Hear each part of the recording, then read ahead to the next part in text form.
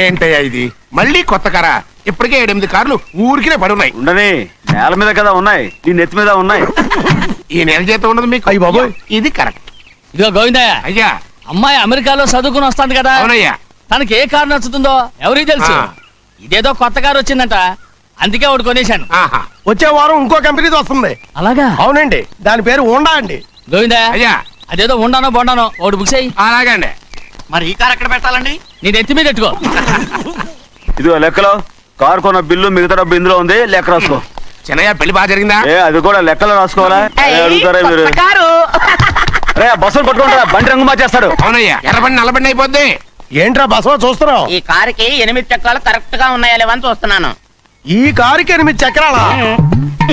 అలా వంగి చూడనక్కర్లేదు, నిలబడి చూసినా కనపడతాయి. ఏంట్రా బాగుతున్నావు? బాగటం కాదు, నీకు లెక్కలు బాగా వచ్చు కదా. ఏదో పర్లేదులే. అయితే రాసుకో. ఈ పక్క 2 చక్రాలు ఉన్నాయా? అవును. ఈ పక్క కూడా 2 చక్రాలు ఉన్నాయా? అవును. 2 2 4. అలా చెప్తావు.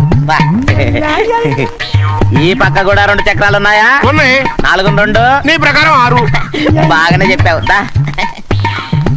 ఈ పక్క కూడా 2 చక్రాలు ఉన్నాయా? అవును. 6 2 8. సరిపోయిందా? ఇంకా ఉన్నాయిరా. అందుకేరా నువ్వు నీ జీవితంలో తెలియగలవాడిని నిరూపించుకోలేవు. అయ్యగారు నీ ఉద్యోగం పర్మనెంట్ చెయ్యరు. నీ జీవితాంతం నువ్వు టెంపరవరీయే. నీకు బోనస్ ఉండదు. ఇదిగో అన్నవరం, మీ అందరికంటే కూడా నేనే తెలివైన వాడిని అనిపించుకొని ఎక్కువ జీతం, ఎక్కువ బోనస్ నేనే కనుక తీసుకోకపోతే నా పేరు బస్వయ్య కాదు.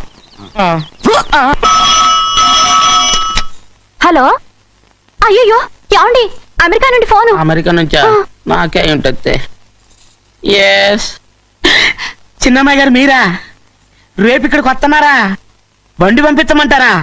అలాగే పంపిస్తానండి. అలాగేనండి. ఇట్లా ఎక్కడికి వెళ్తున్నా? చెన్నై గారికి చెప్పడానికి. నా గుబ్బ గుయ్యమన్న సంగతి అప్పుడే మర్చిపోయావా? ఎవరు అడగందే ఏది చెప్పకూడదు. దా.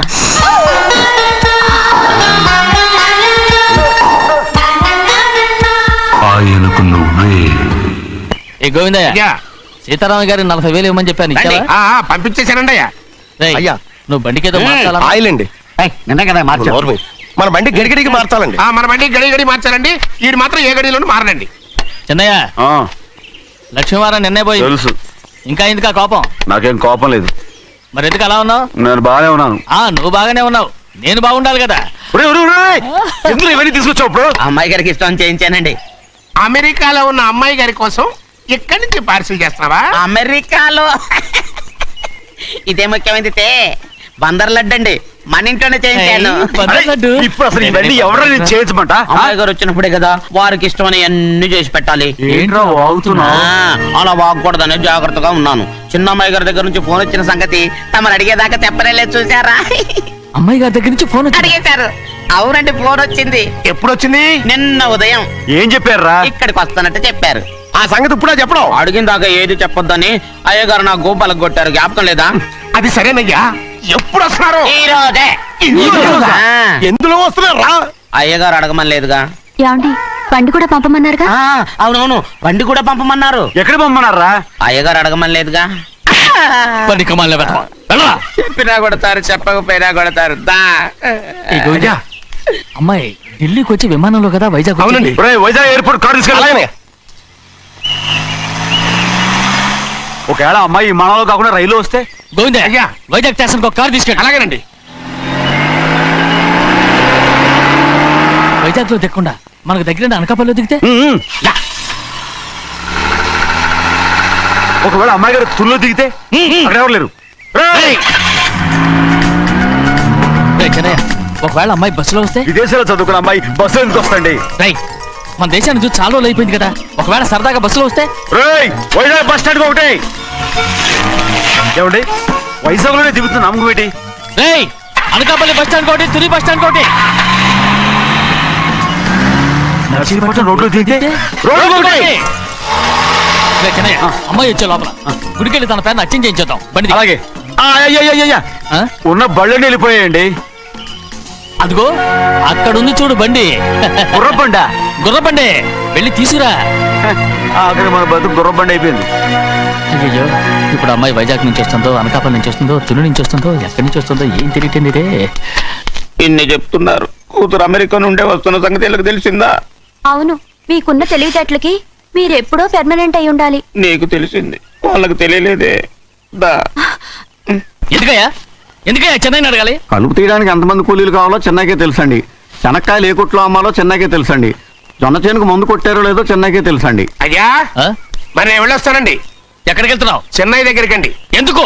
అదేనండి, కౌలు డబ్బులు ఎవరెవరి పేరుతో ఏ ఏ బ్యాంకుల్లో వేయాలి, ఈ దివాణానికి కావలసినటువంటి వస్తువులన్నీ ఎక్కడ కొనాలి, ఇవన్నీ చెన్నైకే తెలుసండి. అడిగి తెలుసుకుందామని బయలుదేరా. ఏంటయ్యా ఇన్ని రోజులు ఇవన్నీ చెన్నై చూసుకుంటుంటే మీరందరూ ఇంట్లో తిని కూర్చొని ఏం చేస్తారు? గాడిదలు కాస్తున్నారా? చే ఇది ఇల్లా సత్రమా? అబ్బా నువ్వు ఉండవయ్యా, నేను చెప్తున్నాను అది కదా. కాదు. వంటింట్లో ఏమేం చేయాలో ఎంతెంత చేయాలో తెలియక అందరూ ఖాళీగా కూర్చున్నారు. 2 రోజుల నుంచి చెన్నై పళ్ళకు రావట్లేదంటగా. వెంటనే డ్రైవర్ పంపించి చెన్నైని పిలిపించండి. రేయ్, 2 రోజులుగా నువ్వు ఎక్కడికి వెళ్ళావు? సముద్రం ఎలా ఉంటుందో చూద్దామని వైజాగ్ వెళ్ళానండి. వెళ్ళా సముద్రంలో అయ్యా. గోవిందయ్య అయ్యా ఈ లెక్క చూసి పంపించు. అలాగే అగా, నీకు లెక్క చూసి కదా డబ్బులు ఇవ్వాలి. మరి ముందే అయ్యా అయ్యా అయ్యా అంటూ ముష్టోళ్ళగా చేయి చెప్తావిట్రా. నువ్వు ఎప్పుడు వచ్చావు, నీకు ఎంత ఇవ్వాలి చెప్పు. గుమ్మస్తా మీరా నేనండి. మీకు లెక్కలు తెలియకపోతే వెళ్ళి చెన్నై గారిని అడగండి. ఏంట్రా డబ్బా ఇస్తున్నావు? నన్ను ఉద్యోగం అనేది వెళ్ళిపోమన్నారు కదా. అంటే ఏడుస్తావిట్రా? ఎక్కడికి వెళ్ళాలో ఎలా బతకాలో తెలియక ఏడుస్తుంటా. సరే ఏడో ఒక. ఇప్పుడు మా ఇల్లు చూసుకోవడానికి ఎవరు లేరురా. నా కూతురు కూడా ఇక్కడే పని చేస్తుంది. మరి నువ్వు మా ఇల్లు జాగ్రత్తగా చూసుకుంటావా? అలాగేనండి. నేర్చుకున్నాడు. ఈ ఉద్యోగం పర్మనెంట్ కదండి? అది నీ నరకం మీద ఆధారపడి ఉంటుంది. అంతే కదా, ఆ. తప్పకండి. ఎలా ఉంది? అదేంట్రా నరాలు తగినట్టు నడుస్తున్నావు? బాలేదా? ఇంకోటి నడుస్తాను. ఎలా? నువ్వు పర్మనెంట్ గా టెంపరవరీయే. ఆ. ఏంటి నాన్న బాగా ఆకలాతుందా? అవునమ్మా, ఇడ్లీ దమ్మని ఆ బస్సు గాని పంపించి 2 గంటలైంది. అప్పటికి ఆలస్యం అవుతామని నా బండి కూడా ఇచ్చి పంపించా. వచ్చేసా. సంతోషించాం. దా. ఏంట్రా ఇంత ఆలస్యంగా చచ్చావు? మరి దీన్ని నడిపించకరావద్దేంటి? అదే నేనైతే లగెత్తుకెళ్ళి లగెత్తుకు వచ్చేసేవాడిని. అంటే ఈ బండి నడపడం నీ చేత కదా? మరి ఎందుకు చేసుకెళ్ళట్టు? ఏమో మీరు తీసుకెళ్ళమన్నారు, కర్మ తీసుకెళ్ళాను. కర్మ. సర్లే, ఆకలి చచ్చేట్టుగా ఉన్నా. ఇడ్లీలు ఎక్కడా? అదిగో మూటలో వచ్చేస్తున్నాయి. నోట్లో ఇడ్లీలు రావటం ఏంట్రా? రే ఈయన నంబర్లే గానీ మూట దింపి ఇప్పి చూపించండి. అట్టగానండి. ఇన్ని ఇడ్లీలు తెచ్చావిట్రా? మరి 494 రూపాయలకు ఆ మాత్రం ఇడ్లీలు రావేంటి? 494 రూపాయలకి ఇడ్లీలా? మరి అదే చెప్పడమేమో చెప్పేస్తారు, ఆ తర్వాత మర్చిపోతారు. మరి నాగమణి, నాగమ్మండి. ఏంటండి? ఏంటంటే అప్పుడు మీ నాన్న నాతో ఏం చెప్పాడు? ఉండండి, ఆలోచించుకుని చెప్తాను. ఏంటమ్మా, ఫ్లాష్ బ్యాక్ వెళ్తున్నావా? అవును. బాబా ఆకలేస్తుందిరా. ఏ. ఆ రామస్వామి హోటల్కి వెళ్ళి తెచ్చి తెచ్చిపెట్టు. నాకు కూడా ఆకలిస్తుందండి. నువ్వు ఏదైనా తిని నాకు మాత్రం ఒట్టి ఇడ్లీ పడరా. ఇదిగో ఈ నోటు ఎంతో తెలుసా? నేనేమన్నా తెలివి తక్కువ అనుకున్నారా? 500 నోటు. అబ్బా, నువ్వే దీన్ని అచ్చుకుతున్నట్టుగా మాట్లాడుతున్నావే. చాలా ఆకలేస్తున్నాయి. బండేసుకెళ్ళి తొందర తీసినప్పా. ఇదండి జరిగింది. ఆ. చిల్లర లేదు కదా అని 500 రూపాయలు నోటిచ్చి పంపిస్తే మొత్తం ఇడ్లీలు పట్టుకొస్తా ఉంటా. నీ నోట్స్ చెప్పు తీసుకో. నాన్న వద్దు నాన్న, కొట్టకు నాన్న. ఆకలేసేస్తుందమ్మా. చట్నీ సాంబార్ ఎదురా ఇచ్చాడండి, ఇది నేనే వద్దన్నానండి. ఎందుకని? మరి అదే మళ్ళీ మర్చిపోయారు. ఆ? నాగమణి, మీ నాన్న నాతో ఏం చెప్పాడు? అయ్యో అయ్యో, చట్నీ సాంబార్లని ఎన్నిసార్లు ప్యాక్ పెట్టుకెళ్తారా? ఏదైనా తిని నాకు మాత్రం ఉట్టి ఇడ్లీ పడరా. ఇదిగో ఆయనకు అర్థమయ్యట్టు మళ్ళీ చెప్పు. నాకు మాత్రం ఒట్టి ఇడ్లీ పడరా. అయ్యో